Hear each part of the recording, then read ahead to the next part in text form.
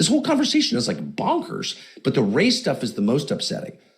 And what you see when you really drill down, because it divides people permanently.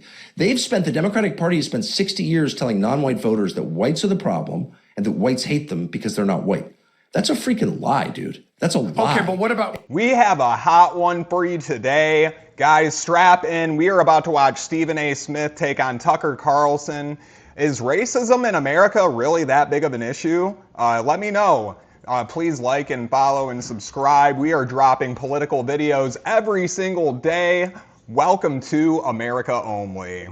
And a lot of black people believe it. But Tucker, as a black man, what about from an historical perspective, looking at slavery, looking at Jim Crow laws, looking at the iniquitous acts of a white populace that existed in this country, and simply acknowledging, look, that happened, that existed, and we could never come close to letting something like that happen again, policy or otherwise. What's wrong with doing that? Well, it is happening again. No. What I mean is it divisive? Is it what divisive? happening? Yeah. Jim Crow is happening again at a larger scale. Yes, it is. We have more racial quotas now against whites than we ever had against blacks in the South. And in federal contracting, in college admissions, in hiring, in private companies and public companies. It's like, how about the government treats everybody the same? That's the lesson of the civil rights movement. Let's treat everyone the same. Stay right there. What if I said to you, Tucker, you got a 50-yard head start? And guess what? You've been operating at a 50-yard head start for a lengthy period of time. And in order to equal the playing field, I've got to get a head start to be able to catch up to you. Because, dude, you literally make millions of dollars a year. You are way ahead of most white people. This is insane. I mean, it's always just, they always revert back to, oh, my slavery, oh, my Jim Crow. How do you not recognize it's happening to another group of people? because essentially that's what you have a black populace or a minority populace in this country articulating to some degree anyway. I understand your point. I have the numbers on that. So two wrongs don't make a right. Right, okay. I'm saying two wrongs don't make a right. I get that part. But if you're talking about, see, there's a lot of folks within this country that are of that mindset. And I respectfully disagree, but the key word is respectfully because I understand where you're coming from. I'm just simply saying, if you've been operating as a society, as a community, with a head start for a lengthy period of time, how is the playing field ever supposed to be equaled if we were never given a come up? I mean, at some point in time, that premise has to be addressed, does it not? Right.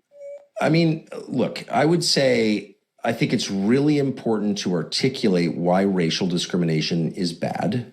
And because it's bad, it's always bad, no matter who commits it, period. Okay. Period. Mm-hmm. It's inherently bad to judge people and to punish people on the basis of their skin color. Do you agree with that? I agree with that. I agree with that. Oh, you do agree with what that? I'm saying. Okay, then you I totally agree. Well, then I'm we're not, done. Yeah, you agree with that. Yeah, you probably espouse all the white privilege gobbledygook that all these fucking liberals like to spit. It's just so stupid, man. Like you literally are living in irony. It's just like, it's too hilarious to see for me. I'm not disagreeing. I'm simply pointing out that, again, if the objective is to have a fair and equitable society for all, how is that supposed to be accomplished if folks are operating from behind the eight ball because of years of laws and policies and things that subjugated a community in this country? How is that supposed to ever happen? I think that people whose ancestors were dragged here against their will in slavery are at a disadvantage. However, I think it's a lot more complicated than you're saying. I think that does hurt people generationally. Clearly it does. However, the idea that it's all whites are racist, then you tell me why whites, and you can check the Department of Labor stats on this if you want, they're on the internet. Whites are like, I don't know, 5th or 6th for income in the United States. So white people are not the rich people. Nigerians, your average Nigerian in the United States makes more than your average white. So tell me if there's this like system. So I guess what I'm also saying is that like this country has become so genuinely diverse. Like when I was a kid, it was black people, white people, some Hispanics, very few Asians, and really no one else. And the black people, their families have been here as long as mine, hundreds of years. I mean, their families were dragged here in colonial times, some of them. So that was a different picture than what we're looking at now. Now, Yeah, that's something they don't want to talk about, is how like the Irish and the British slaves that were brought over as indentured servants, they were the ones that did the backbreaking work. So we built this country. It was way more expensive to ship people in from African countries, so you wouldn't damage, let's just say your property at that point. You wouldn't damage your most expensive property. You would go get the cheapest things. You go to the goodwill of countries, if you will. now we're going to get to a place by the time, if in a couple more decades, where the majority of black people in the United States are not the descendant of American slaves. So then so do we owe affirmative action to an Eritrean when he arrives on a visa program? I don't think so. So this whole thing is nuts, actually. So the only solution is to say slavery is always wrong. Discrimination on the basis of race is always wrong. And so let's stop doing it, because it's wrong. It'd be like saying, and they do say it, well, a lot of people who survived the Nazi genocide moved to Israel, and their grandchildren, have a right to be upset about that. Okay, got it. But those same people are committing genocide. So it was wrong when it happened to their grandparents. It's wrong when they're doing it, because it's just wrong. There are universal principles that if we don't defend, we will wind up in the world that we left when we started this country, which is the powerful people get to do whatever they want, and everyone else has to just deal with it. And I don't want to live in that country.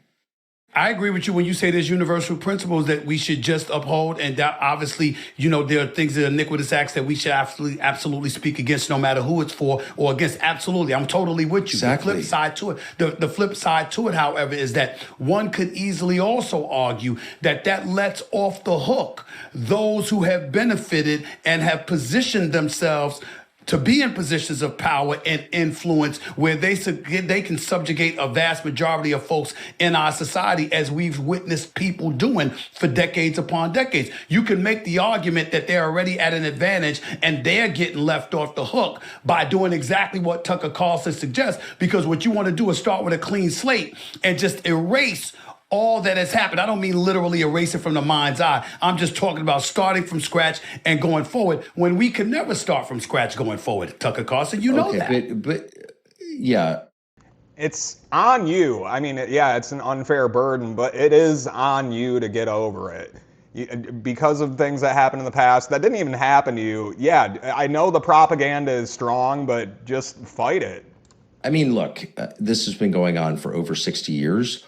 I don't think it's actually helped that much. It's made people hate each other, but it's also obscuring the true crisis in the country, which has nothing to do with race and has to do with economics.